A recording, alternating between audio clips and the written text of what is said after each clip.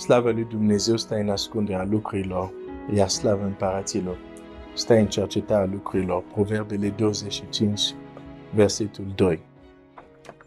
Astăzi voi arăta un exemplu. Ieri am împărtășit o mărturie, azi o să arăt un exemplu de cum un om a fost izbăvit de Dumnezeu prin faptul că Dumnezeu i-a arătat lucruri ascunse care nu le știi. Mă întorc la versetul din Ieremia 33. Cheamă-mă și îți voi răspunde. Îți voi spune lucruri mari, lucruri ascunse pe care nu le știi. Bine, acum l-am spus din memorie, hai să mă duc să-l citesc, să citesc Ieremia 33, versetul 3. Cheamă-mă și îți voi răspunde și îți voi vesti lucruri mari, lucruri ascunse pe care nu le știi. Problema ta e să-L chem pe Dumnezeu. Rolul lui este să răspundă și să-ți descopere lucruri mari și printre aceste lucruri mari există ceea ce se numește lucruri ascunse. Există un mod de a-L chema pe Dumnezeu în care Dumnezeu răspunde. Când El zice, cheamă-mă și îți voi răspunde. Nu zice, dacă nu știu ce, nu e nicio condiție. Zice doar, tu să mă chem și eu îți voi răspunde. Există un mod de a chema pe Dumnezeu din toată ființa ta și El îți răspunde. Dar sper că atunci când îți răspunde, urechea ta a fost antrenată să-L audă. Pentru că uneori când tu zici că Dumnezeu nu mi-a răspuns, de fapt ți-a și răspuns, dar n-ai auzit. În fine. Deci suntem în Estera. Mardoheu, care este cel care a crescut-o, cel care o învață să tacă legat de ceea ce, de originea ei. Deci păstrează un secret. Estera învață să aibă un secret, să aibă un lucru care nu-l dezvăluie despre identitatea sa, în cazul ei. Și am vorbit de faptul că în împărație, oamenii care înaintează, oamenii care ajung la un anumit vârf, ajung acolo pentru că există un secret, nu ajung acolo doar din întâmplare. Și greșeala începătorilor e să creadă că acei oameni au ajuns acolo doar așa sau au ajuns acolo pentru că au același lucru ca toți ceilalți oameni. Și mulți nu-și dau seama că au ajuns acolo pentru că au avut acces la anumite lucruri ascunse, la secrete. Și am vorbit de faptul că este periculos să vrei să imiți un om fără să înțelegi că ceea ce a făcut provine de anumite secrete care le-a învățat în taine. E periculos să vrei să limiți pe David, să te duci să te lupți cu un uriaș și tu nu știi că David s-a dus acolo pentru că în taină, în secret, a știut ce înseamnă să omoare sau să se bată cu un urs, să se bată cu un leu. Și tu când îl vedeai, n-aveai de unde să știi asta despre David sau n-a putut să știe asta despre David, dar acest secret care îți dai seama, David n-a povestit asta cu frații lui, nu? Ce avea 8 sau 7 frați. Nu l-a povestit. Era un secret. Dar a venit ziua când trebuia să-l înfrunte pe Goliat și a dezvăluit secretul lui pentru a-l convinge pe Saul să-l lasă să se ducă. Ce secrete ai? Care sunt lucruri care Dumnezeu te-a dezvăluit în locul ascuns, în taină?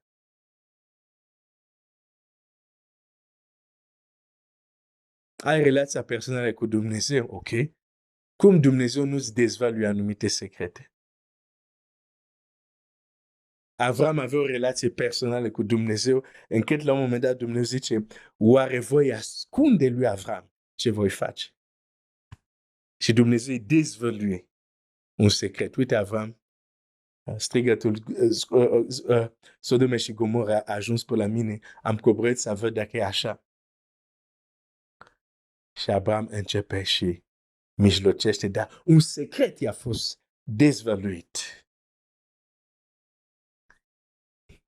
Când alergi la lucrurile din lume, că nu dai preț la timpul tău cu Dumnezeu, când lucrurile, oricât de bune ar fi ele, îți pot fura timpul care ar trebui să-l petreci cu Dumnezeu, ora care ai trebui să petreci cu Dumnezeu zilnic, înseamnă că tu nu dai preț la relația ta cu Dumnezeu. Normal că n-are cum să-ți dea secrete. Domnul Iisus spune un lucru, zice, învață ucenicii lui și zice, nu aruncați margaritarele. Nu aruncați lucruri sfinte la crin. Nu aruncați margaritarele la porci. Nu vreau să șochez pe nimeni aici. Nu zic că e vorba de tine în pasajul respectiv. Mă interesează doar un principiu acolo. Dumnezeu nu dă lucruri prețioase la persoanele care nu știi să le dau valoare.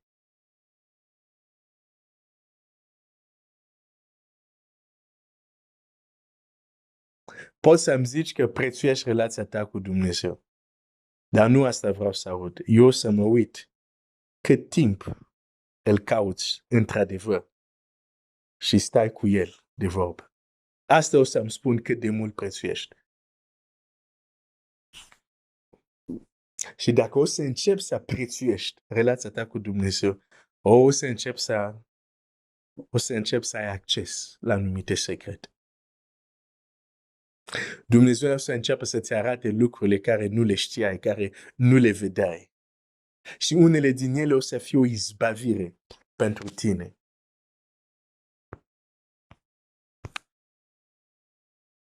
Am zis că astăzi o să arate exemplu unui om. Am vrut să fac această recapitulare. Omul despre care vorbesc este vorba de... Hai să citesc despre el. În Geneza 31.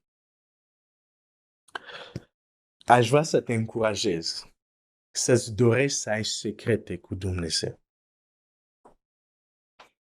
Să caut că Dumnezeu să-ți vorbească și să te dezvăluie secrete. Să fie lucruri care tu le știi și știi că Domnul le știe și tu le știi. Și este între voi. Lucruri speciale care s-au întâmplat în timpul tău de părtășie, de comuniune cu Dumnezeu. Geneza 31. Iacov, versetul 1, Iacov a auzit vorbele lui fiului Laban, care ziceau, Iacov a luat tot ce era al tatălui nostru și cu averea tatălui nostru și-a agonisit el toată bogăția aceasta. Iacov s-a uitat la fața lui Laban și iată că ea nu mai era ca înainte. Atunci Domnul a zis lui Iacov, întoarce-te în țara părinților tăi și în locul tău de naștere și eu voi fi cu tine. Atunci când Iacov s-a uitat și a văzut că Laban, fața lui este schimbată. O să fac doar o paranteză aici. Există lucruri care Dumnezeu ți le spune doar după ce ai văzut tu ceva. Doar după ce ai remarcat tu ceva. Faptul că fața lui Laban s-a schimbat nu trebuia să fie o vedenie supranaturală, că Iacov să vadă asta. Trebuia doar Iacov să fie un pic atent. De aceea, dacă nu ești atent, de aceea nu e de mirare dacă tot timpul mintea ta este în 7 părți. Cum Dumnezeu să-ți vorbească?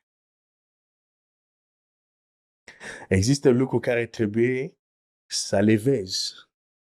Să-ți dai seama de ele tu singur, cu ochii care Dumnezeu ți-a dat. Un pic să fii atent. Și când l-ai văzut, cuvântul lui Dumnezeu vine. Biblia zice atunci când? Atunci când Iacov a sesizat. Laban, fața lui nu mai e același. În ziua aia s-a întors la soțiile lui și a zis, ce faci Iacov? Nu prea bine, dar de ce? Tata socru, zâmbetul lui, nu mai e același zâmbet. Zâmbet tata lui socru s-a schimbat. Ok, dar el a văzut asta. Vrei să-ți dau un alt exemplu? Ei trec lângă smochinul blestemat, da? Trec lângă smochinul blestemat în Marcu 11. Și Biblia zice așa, la versetul Marcu 11, 21. Petru, dimineața când au trecut pe lângă smochin, verset 20, ucenici l-au văzut uscat din rădăcini. Petru și-a adus aminte de cele petrecute și a zis lui Iisus. N-au avut nevoie de ceva supranatural să-și dea seama că trebuia doar să fie atent. Dacă, bineînțeles, erau în nas pe smartphone, ar fi trecut acolo și nu și-ar fi dat seama de ce acolo. Dar au fost atenți și au văzut că pomul s-a uscat. Și când Petru atrage atenția Domnului asupra ce el a văzut, Domnul Iisus vine cu o învățătură. Adevărat, adevărat vă spun. Există lucruri care Dumnezeu ți le spune doar după ce ochii tăi au fost destul de atent de a remarca anumite lucruri. Am închis paranteza. Hai să mă întorc cu Geneza, la Geneza 31. Deci, Dumnezeu zice, întoarce-te. Acum, ce vreau să mai citesc aici, versetul 6. Voi înșivă știți de ce am zis e adevărat. Uite la versetul 5. Da? La versetul 4. Iacov a trimis, a chemat pe Arela și pe Ela la câmp, la turma lui. El a zis, după fața tatălui vostru văd bine că el nu mai este ca înainte, dar Dumnezeu tatălui meu a fost cu mine. Deci s-a dus, a zis la soțile lui, zâmbetul tatăl socru, nu mai e același.